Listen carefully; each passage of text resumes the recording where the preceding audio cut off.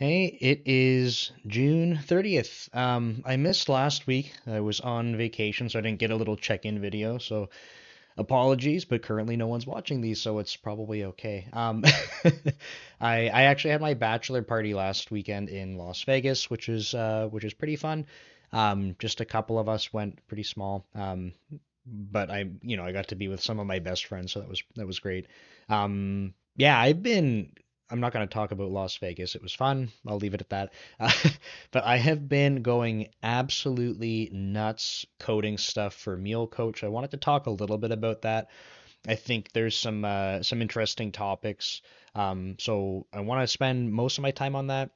Content creation just slowed down only because I'm coming back from vacation. So I recorded a couple of videos last night. The second one I'm not like I might want to redo it.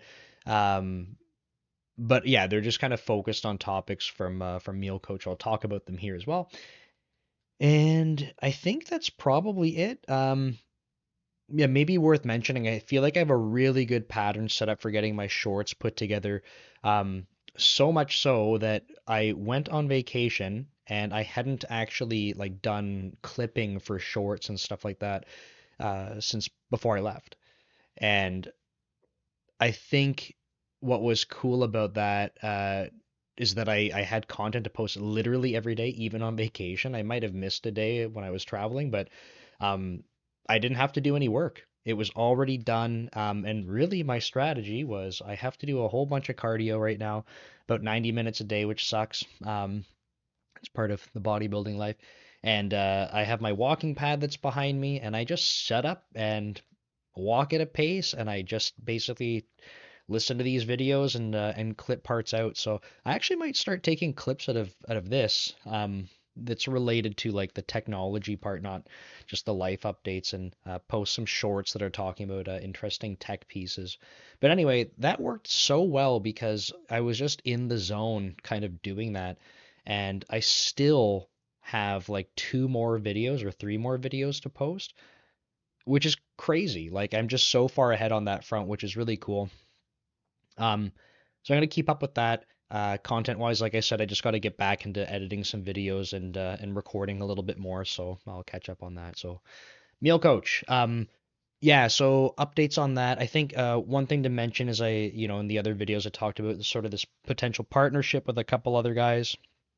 Um, I don't want to say that's off. I just feel like there hasn't been any progress. I think one of the guys is kind of overloaded right now, so I just haven't seen anything. I gave them API access.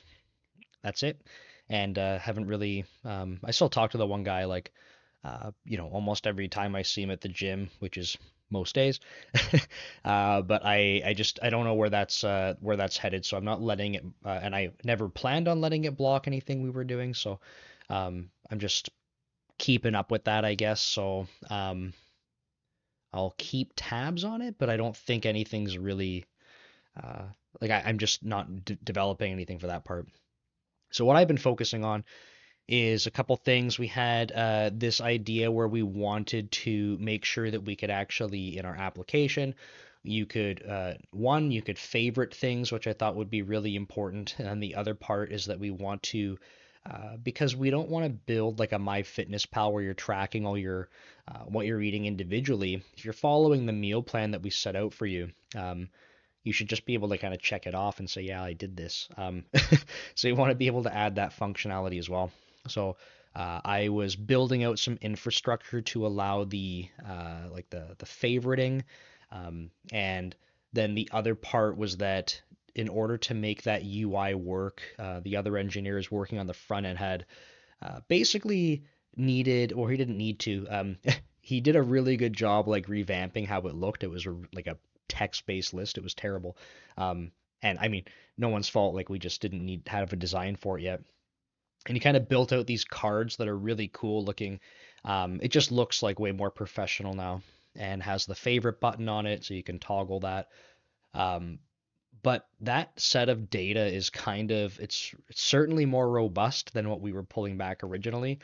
Originally, it was kind of like ask the database directly, um, for the records, and I would populate them and kind of pass it up through the infrastructure. This time, the query for the data that we need is not it's not just like one query. It's an aggregate of data. And what would happen was that for one person requesting their list of recipes, it would actually basically tank the entire server. There were so many MySQL connections that were getting created that it would just blow it all up. So this has been a bit of a interesting journey for me because initially when I created the ASP.NET Core application, I had done long-lived connections. Um, I'm not I am not a web developer, and most things that I've done that have been desktop based, having a long-lived connection has been totally fine. And a lot of people online were kind of saying like, when you start doing this, it doesn't scale well to have long-lived connections. Um, and I basically said, okay, like I'm gonna change it to be the complete opposite. Anytime you need data, new connection. I use connection pooling. We have a proxy. So I have all these things in place to make it good. But when you try to read and do queries from the database, even though all the connections are closed as soon as they're done, it was literally just hitting the connection limit instantly. And that's 200 connections. So I think what it had to do with was basically querying these complex objects in parallel. So if you had 50 recipes and every recipe has to go get the foods, then we need the nutrition, all of these other subqueries go run, but we're doing like starting with 50 of them top level in parallel and then blasting out more. So even if even if the query was just for one one recipe had to do one query, that would still be 50 connections in parallel. Boom. Um, so in theory, I could go do them sequentially, uh, and I think I just want to come up with a better pattern for this in general because I still don't have a good solution for it. I basically I'm going to talk about caching in a moment, but um, this idea that we could have a single web request come in and it could be very simple, but when we're going to fetch data based on the complexity of the data that we need to gather and put together, um, in theory, I want to be able to do as much as possible in parallel. So if I can go fetch, do 100 things in parallel, like I want to go do that.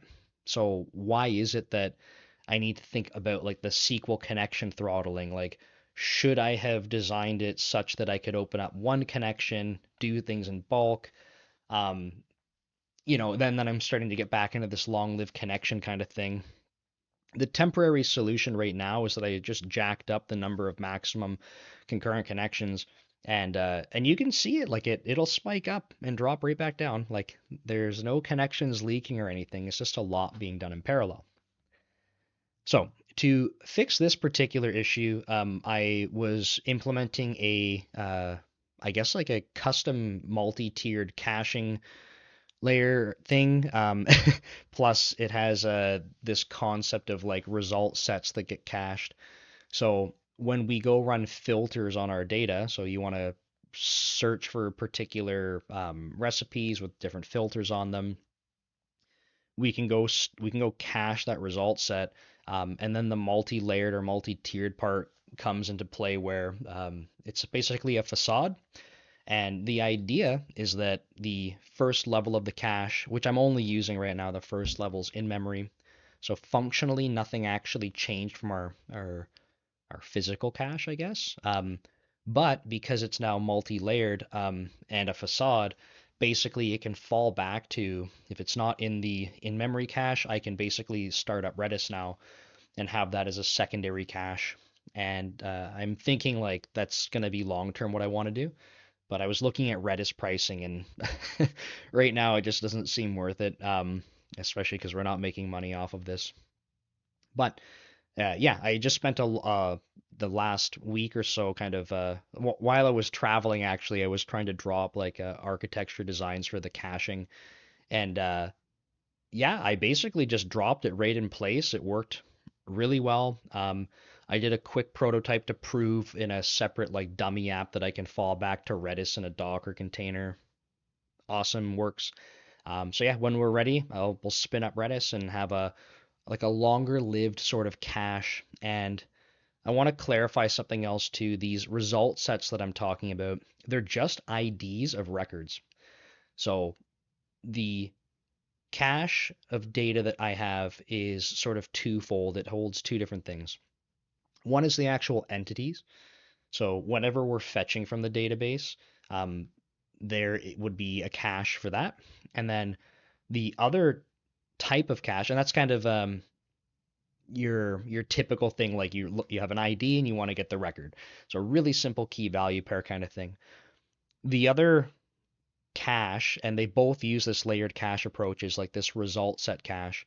And what that actually is it's indexed by the filter. So I basically have a like a filtering domain, if you will. So it's agnostic to whether it's SQL or anything else. It's really just these simple DTOs, so data transfer objects, and you can write out some syntax that allows you to add some filters together, like a recipe is owned by Nick, or a recipe is viewable by Nick, but it's owned by someone else, or you want to check for tags and stuff. So you can build up all these filters, and the cache itself indexes by those filters, and this result set cache actually holds the IDs to what we're pulling back.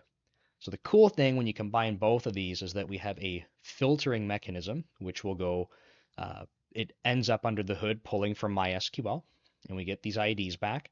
Uh, I guess depending on how you do it, in some cases we pull the full records back and then store the IDs in the result set cache.